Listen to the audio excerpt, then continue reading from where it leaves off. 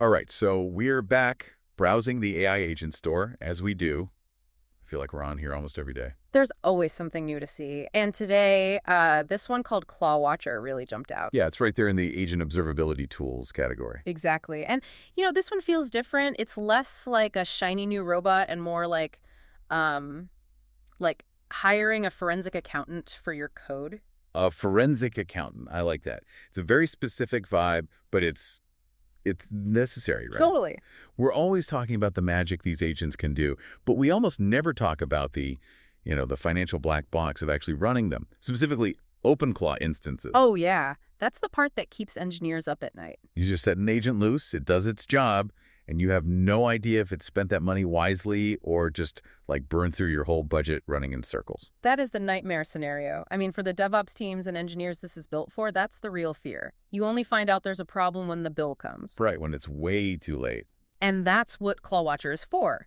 It's a monitoring dashboard. It's designed to stop that by giving you real-time visibility. So what does that visibility look like? What is it actually showing you? It breaks down the spend by specific actions, by the tool calls.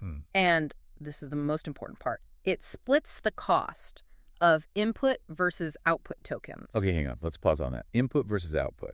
Why does that specific split matter so much? Because they have completely different price tags. It's that simple. Input tokens, the stuff you feed the model, are generally pretty cheap. Okay. But the output tokens, what the model generates back to you, that's where the cost is. They can be way more expensive. So if you see your agent is, I don't know, generating these huge paragraphs when a simple yes would do. You've just found a huge leak in your budget. You've just found exactly where you can slash costs. Yeah. It moves you away from just looking at a big monthly burn rate to something you can actually act on. The page here says it calculates dollars per task. That feels huge. That's the metric that changes everything. It's what turns AI from this vague sort of R&D expense into clear unit economics. Right. If you know it costs exactly, say, 3 cents to solve one support ticket with your agent, you can actually build a business model around that. You can forecast. And you can catch disasters before they spiral. It mentions here using this to find inefficient prompts or expensive defaults. Yeah, think about it. You might have a prompt that technically works, but it needs like 3 round trips with the model to get the answer. That's an expensive default. I see. ClawWatcher helps you spot that. They claim it can uncover, 10 to 20x optimization opportunities. 20x? Wow. I mean, 20x is the difference between a profitable product and a complete money pit. It's massive. So looking at the specs here, I'm seeing the autonomy score it's really low. It's at 4%.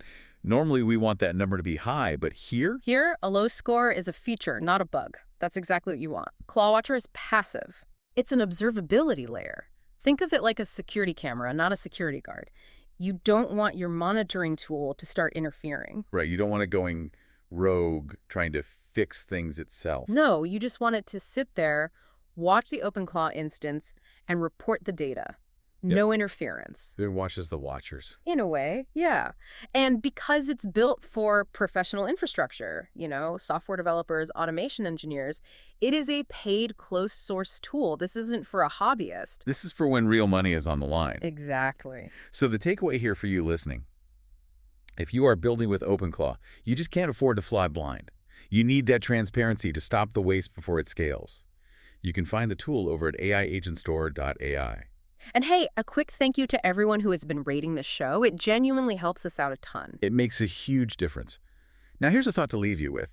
If tools like ClawWatcher let us optimize every single fraction of a cent out of an agent's workflow, at what point does cost-efficient start to become low quality? Are we going to start seeing agents that are incredibly cheap to run, but are just barely useful? That's the trade-off. That's the line we're all going to have to watch. Something to think about. We'll see you next time.